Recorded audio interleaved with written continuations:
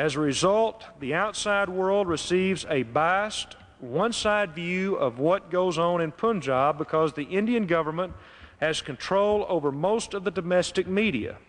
This contributes to the stereotype that all Sikhs are extremist radicals who are terrorizing the predominantly Hindu nation, and that is just not the fact.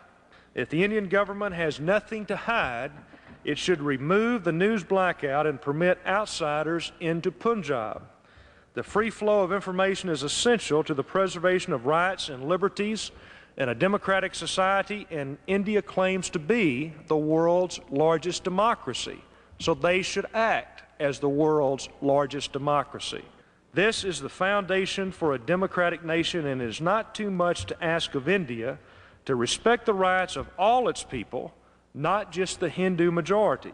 It is not right for any government to deny 16 million of its own people their basic political and civil rights. India has a moral obligation to protect the Sikh community.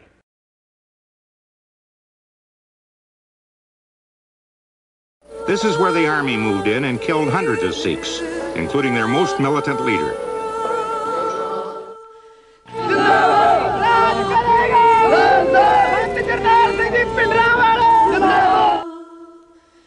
Or has she, as her critics allege, been playing politics with the Sikhs by tempting them to extremes so that their political... On the day of the attack, I commanded a force of mixed groups. There were Hindus, there were Biharis.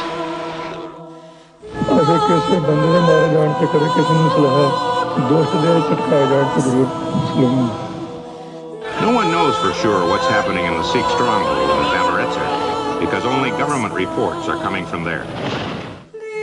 Most Sikhs would say Sant Bhindranwala has made them more conscious of their identity.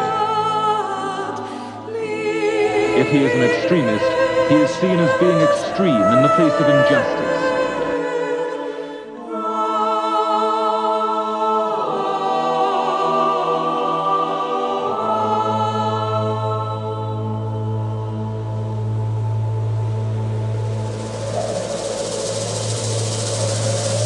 The Golden Temple is sacred to all Sikhs, and if government should move against the temple by force, most Sikhs would become militants.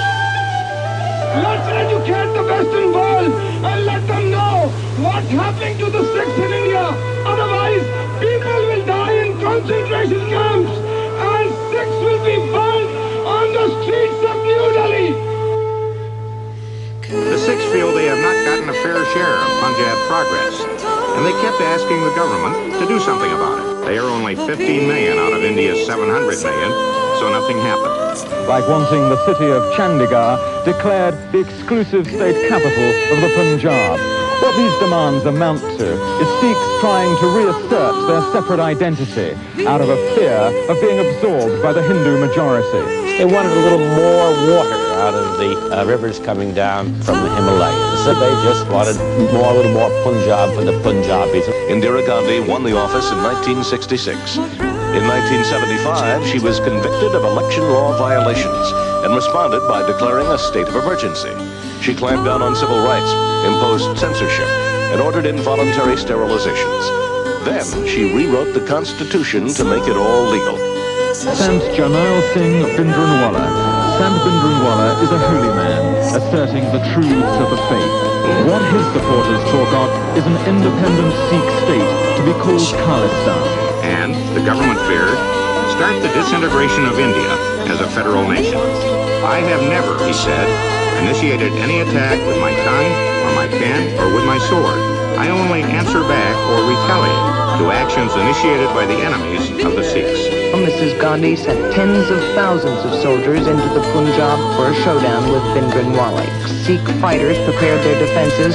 The Indian army invaded the temple. They killed 700 innocent pilgrims to the shrine. Bhindranwala died in a hail of bullets. 600 to 1,000 Sikhs were killed. Their sacred shrine was desecrated.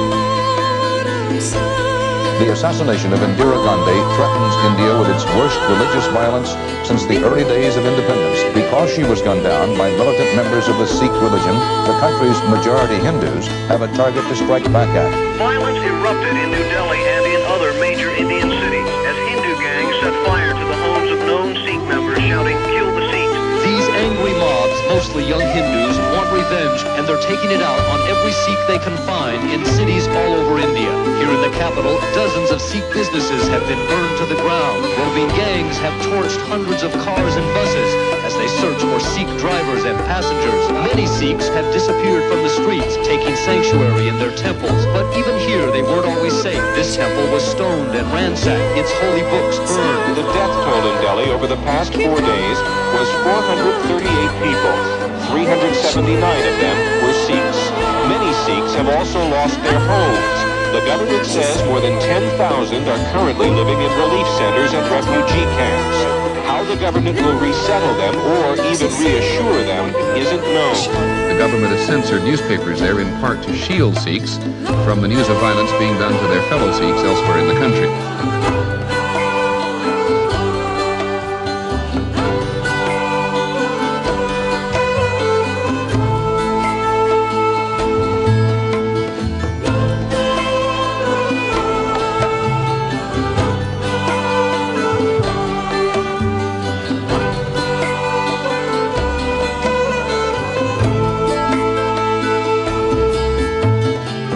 Also saints and soldiers, and part of your religion is that you will always be armed, if only by a symbolic sword wrapped in your turban.